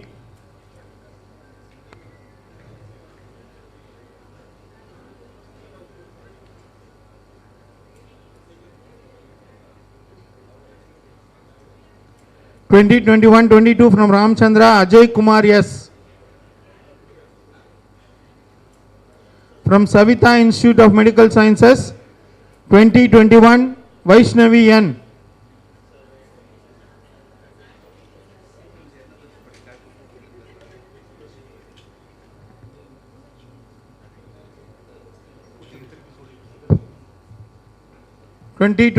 K. Sudarshini from Sri Ramchandra. 2022 Ajay Kumar S. Savita Institute of Medical Science, 2021 Vaishnavi N.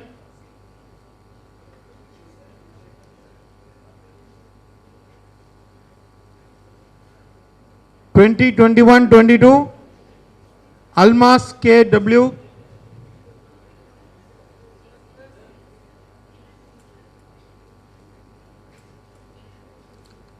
SRM Institute of Science and Technology, 2021 Annie Rose Maria.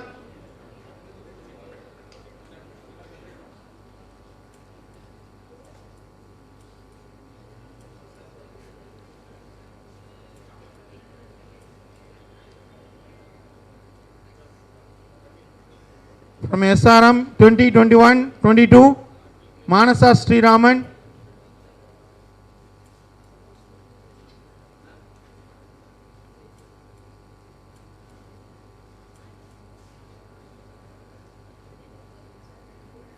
Manasa Sri Raman.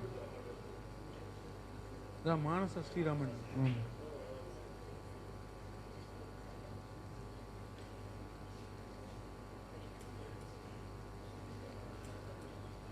Sri Balaji Medical College, 2021 Sheena E. Timothy.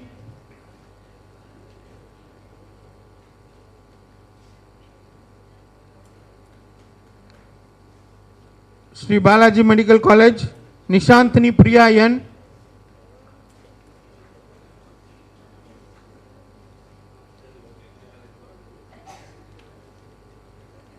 Meenakshi Academy of Higher Education and Research, 2021 Indrajit R.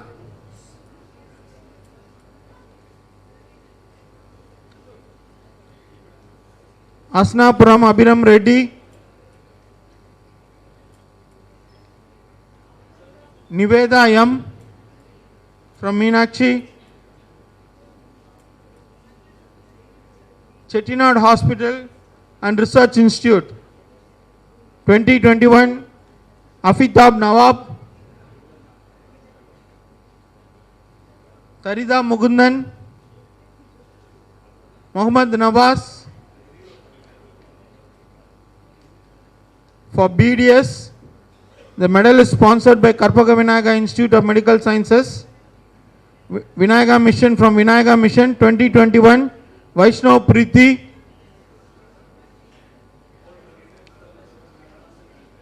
Vaishnav Preeti.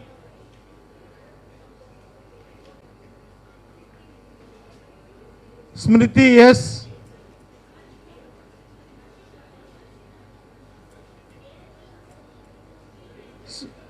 Smriti S.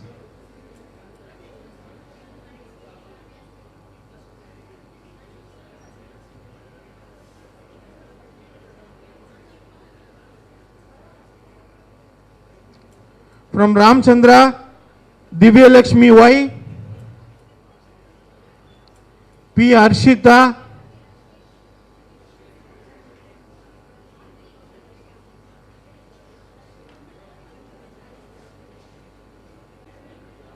Savita Institute of Medical Science, Revati E. from Savita Dental College, Revati E.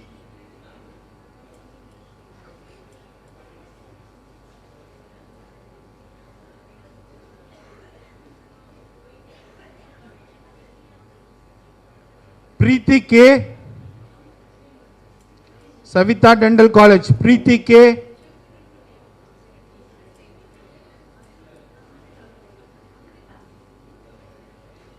Sri Balaji Dental College, Amrita Palnivel Rajan.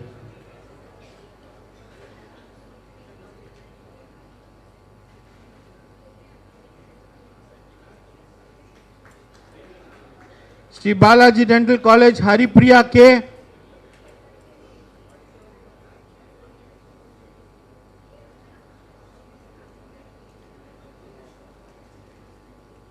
SRM Dental College, Hafisa M.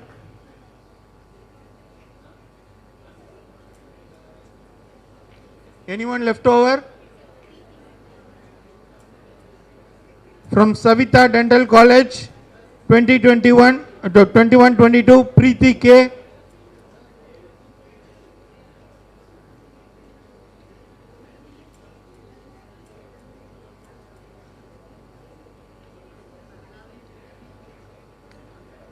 Dr. Leela Krishnamurthy Award under UG category for the best paper presented in the 43rd annual conference. Edison Vijay Sundar from PIMS.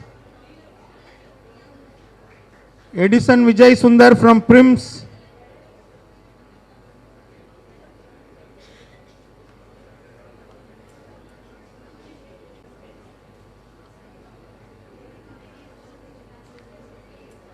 Gayatri Mohan from Wales Medical College.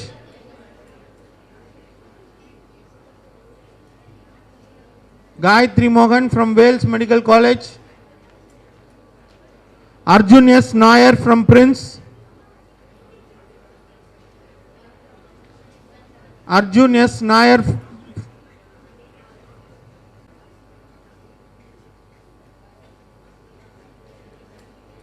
Edwin Abhishek from Bharat Medical College.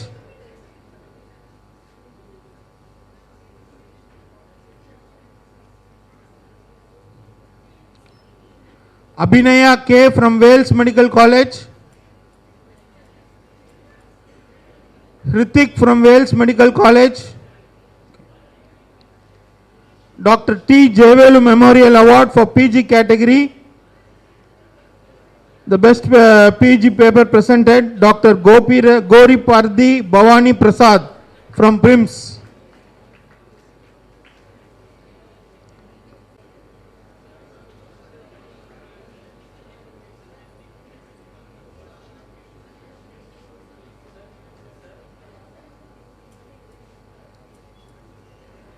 Dr. Cooper MM Memorial Award faculty category, Dr. Sivaraja Ganeshan from CSI College of Dental Science and Research.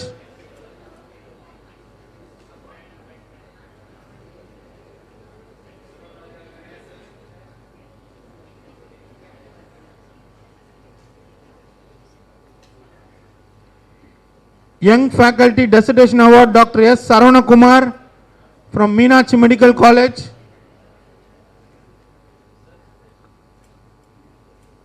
Dr. T.S. Ranganathan UG Dissertation Award, Miss Yuvashri from Wales Medical College. Thank you. Thank you, sir. As we come to the end of this memorable prize distribution ceremony, may the achievements of these remarkable individuals inspire the younger generation. Congratulations to all the winners.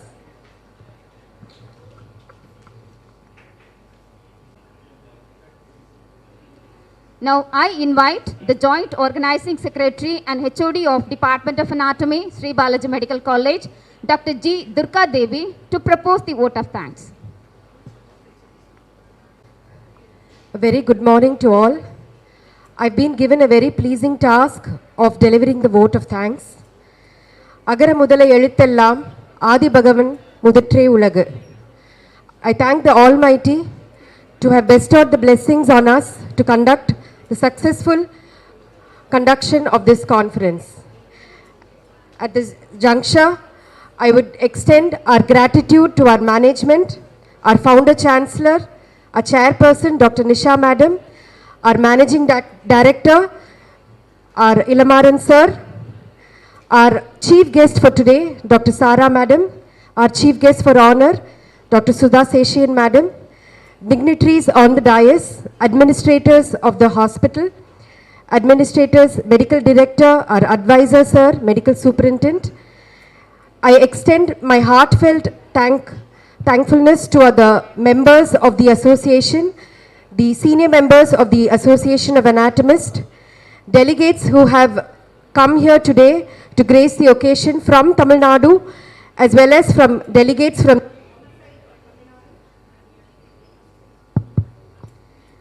our student awardees who have received the awards today, our student delegates. I extend my heart.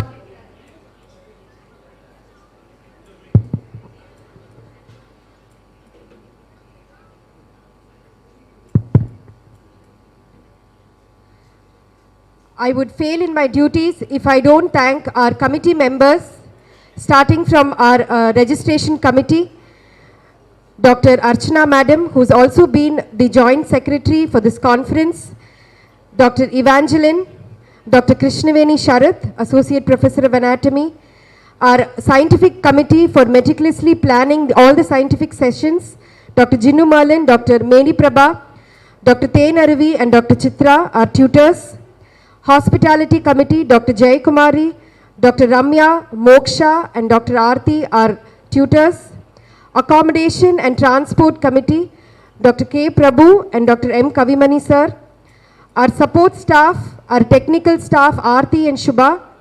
Our non-teaching staff, Selvam, Sampath and Balamurugan.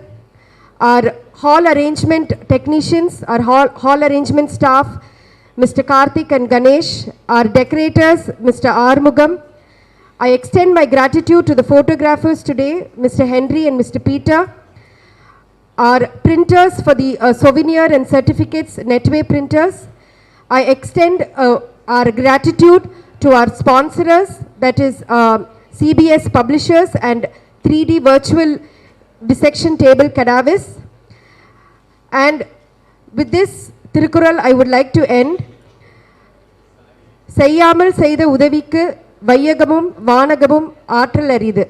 People who came on their own and volunteered to help us and conduct this conference in a successful manner.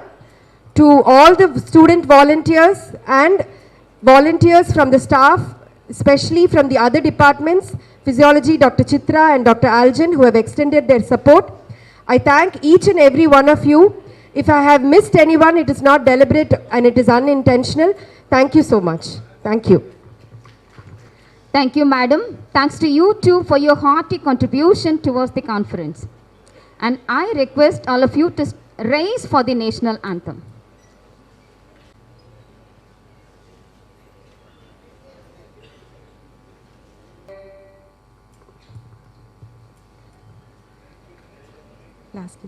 We believe that this national conference will not only broaden your knowledge, but also leave you inspired, motivated, and ready to contribute to a brighter future.